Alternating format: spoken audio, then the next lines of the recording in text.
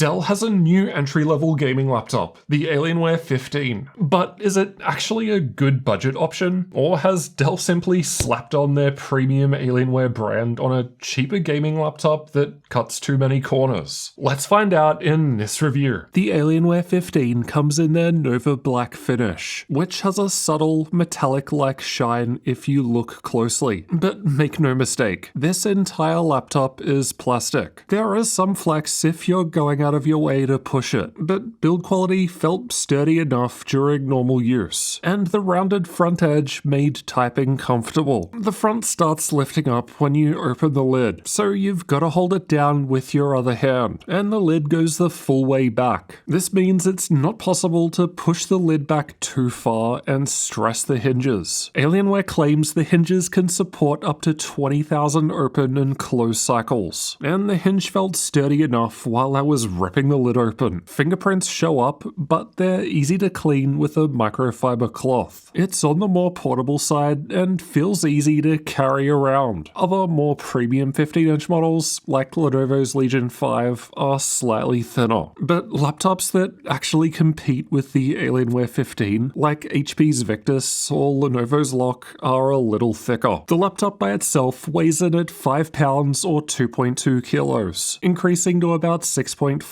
pounds or 2.9 kilos with the 180-watt charger included. It's similar in weight compared to other laptops that I consider to be competition for the Alienware 15, and it's not what I would consider heavy, even with the charger included. My configuration has Nvidia's RTX 5060 laptop GPU, Intel's Core 7 240H processor, 16 gigs of RAM, and a 15.3-inch screen. But this is one of the higher spec options. You've got a lot of choices when configuring it with the link below, and if it has a good sale, we'll list it on our gaminglaptop.deals website so you can save money. The keyboard has one zone of white backlighting. Key brightness can be adjusted between two levels or turned off with the F9 shortcut. All keys and secondary functions get lit up, but even at full brightness, the lighting is quite dim. It's only really useful if you're working in the dark. The keyboard has 1.3mm of key travel, and the presses feel a little shallow compared to what I'm used to. But overall, it felt nice to type on with a slightly clicky feel.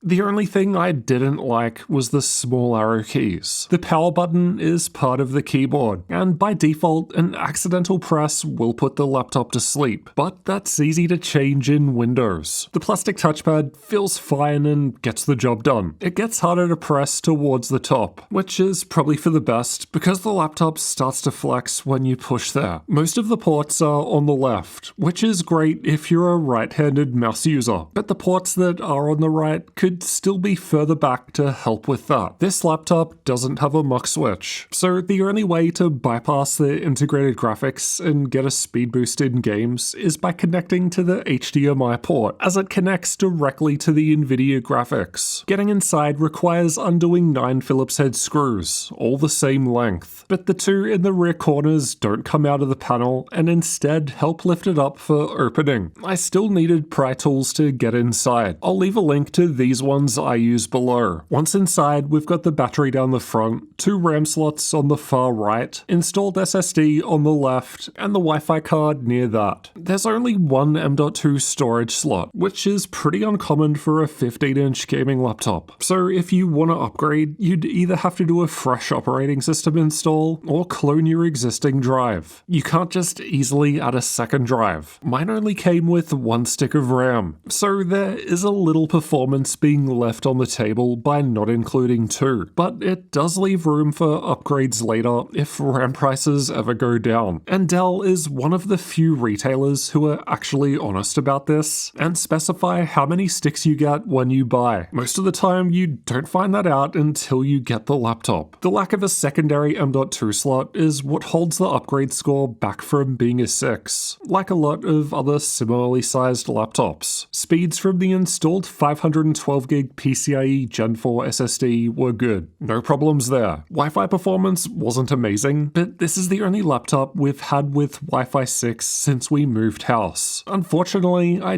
don't have data from any other similar tier laptops yet. There are downfiring speakers towards the front on the left and right sides. They're not impressive and sound a bit tinny with minimal bass, but there was almost no wrist rest vibration even at max volume.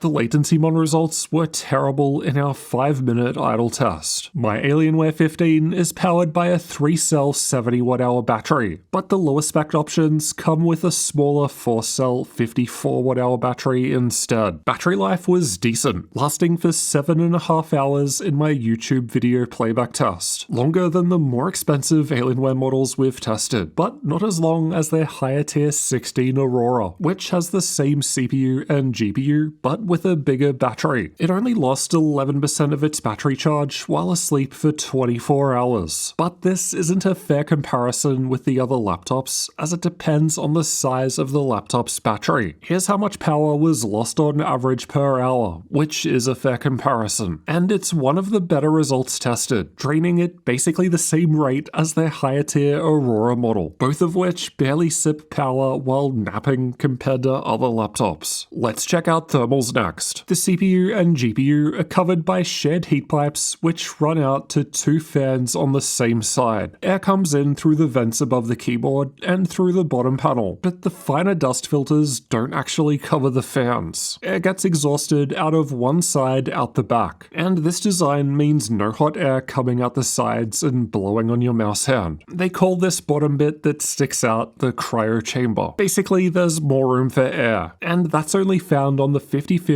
and 5060 models. It's just flat on the 3050 and 4050 versions. Dell's Command Center software allows us to change between different performance modes, which from lowest to highest are quiet, balanced, and performance. Custom mode lets you change the fans a little, but that's all. You can only enable high performance mode with the F6 shortcut key. It can't be done through software, and it sets the fans to maximum. You can also go into performance settings to adjust TCC offset. Basically, this sets the thermal throttle limit for the processor, which is 100 degrees Celsius by default. So if you never want the CPU running that high, then you can adjust it here, at the expense of some performance. The internal temperatures are fine at idle. The rest of the results are from combined CPU and GPU stress tests, which aim to represent a worst-case full-load scenario. But even in the worst case, none of these are what I'd consider to be hot when it comes to a gaming laptop under load. High performance mode was slightly cooler than performance mode, and custom was only lower because it performs worse and isn't really worth using. Running with the lid closed was actually slightly cooler than lid open, and running with a basic metal stand propping the laptop up lowered temps a decent amount. The cooling pad I test with, linked below, lowered temps even more, but honestly, it's already plenty cool without it. The Nvidia app says the RTX 5060 laptop GPU has a max power limit of 95 watts, so 20 watts below the maximum other laptops with the same GPU get, though Dell's spec sheet lists 85 watts with 5 watts of dynamic boost. With the CPU loaded up at the same time, mine ran at around 86 watts, while the CPU ran around 20, so nothing crazy. But we do only have a 180 watt charger. I'm not sure why custom mode runs the GPU with less power. That's why it ran cooler. It's just not performing as well as the performance modes. And here are the clock speeds being reached during these same tests. Here's how an actual game performs with the different performance modes in use. The purple bars were tested with the screen's native resolution, while the red bars showed DLSS upscaling on quality to boost performance. There's not really a difference between performance and high performance modes, while custom mode ran similar to balanced mode. Gaming on Type-C charge looks usable, but the battery dropped from 100 to 96% while running these tests for a few minutes. The CPU can use more power in a CPU-only workload like Cinebench, where the GPU GPU is idle, but apart from quiet mode, all other modes limit the processor to 67 watts, so single and multi-core performance is basically the same, although performance on Type-C was the same as the higher modes with the bigger 180 watt charger. The battery charge dropped down to 80% while running this test, so this level of performance isn't sustainable on a Type-C charger long term. It performs basically the same as the 240H in Acer's Nitro gaming laptop, while Alienware's more expensive 16 Aurora reached a 13% higher multi-core score, as that laptop lets its processor run over 100 watts in this test, and more power equals more performance. Performance lowers if we unplug the charger and run on battery power, but still in line with that Acer Nitro with the same processor, with the higher tier Aurora still a little better. Single core performance isn't too much lower compared to far more expensive laptops, but the 10-core chip only gets us so far when it comes to multi-core. As for keyboard temps, most laptops I test are in the low 30 degrees Celsius range at idle, and the Alienware was in line with this and felt cool. It gets warmer with the stress tests running. The rest area still feels cool, but the WASD area is starting to warm up. The higher balanced mode is quite similar, as the fans spin faster and louder to compensate for the extra power and higher performance it delivers. Performance and high performance modes aren't much different, but check out how much cooler the numpad area on the right is. It makes you wonder why they didn't flip the motherboard around and have the CPU and GPU on the other side, as that would have helped keep heat away from the WASD area. Custom mode with the fans maxed out runs cooler, but as we saw earlier, it's using less power here too. The hotspot isn't too bad compared to most other laptops. It's warmer compared to their higher tier 16 Aurora with the same CPU and GPU, despite both being about the same thickness and the Aurora having higher power limits. But how loud are the fans? Let's have a listen.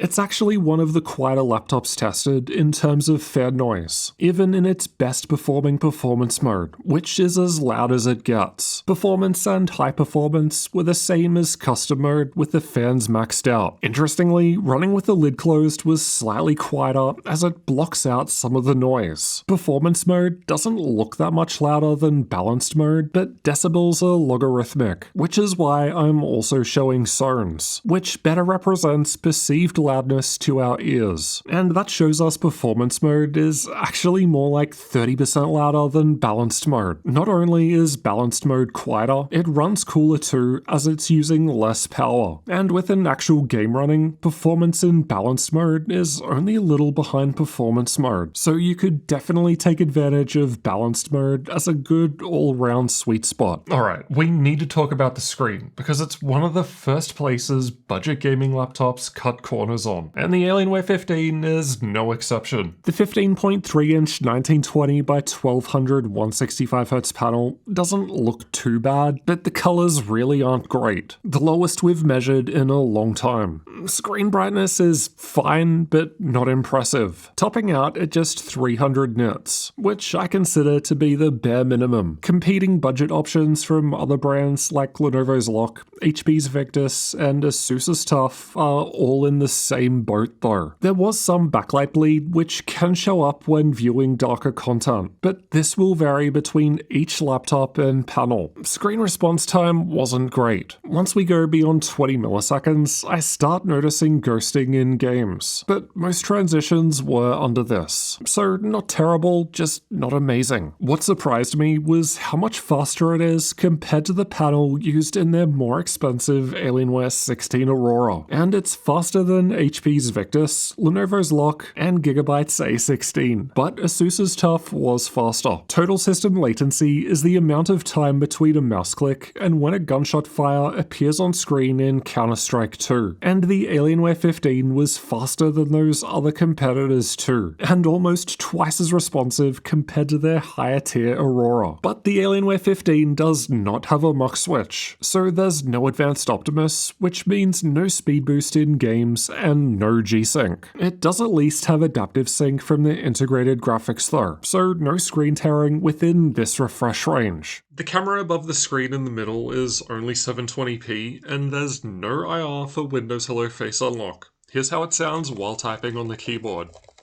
But how well does the Alienware 15 perform in games? We've tested it with these settings to find out. Cyberpunk 2077 was basically running the same as Dell's more expensive Alienware 16 Aurora at 1080p. Not too surprising as they both have the same CPU and GPU, but neither run their 5060s at full power. So the same GPU can reach an 18% higher frame rate in other laptops. It's not able to hit 60 FPS at 1440p ultra settings, at least without upscaling like DLSS, which would get you there, but it's still one of the lower 5060 results we've tested due to the lower GPU power limit. It's worse in Alan Wake 2, where the Alienware 15 was the lowest RTX 5060 result measured so far at 1080p high settings. Meanwhile, the best 5060 result was 13% better, so just goes to show more power equals more performance. It's not quite in last place out of the 5060s tested at 1440p, but the difference between most of them is so minor that it's not a difference you'd actually notice while playing anyway. It's a similar deal in Black Myth Wukong, where 1080p had the Alienware 15 as the slowest RTX 5060 result tested so far. But again, the difference compared to a number of other laptops with lower power limits really isn't much. So this is to be expected, and then not much change at 1440p.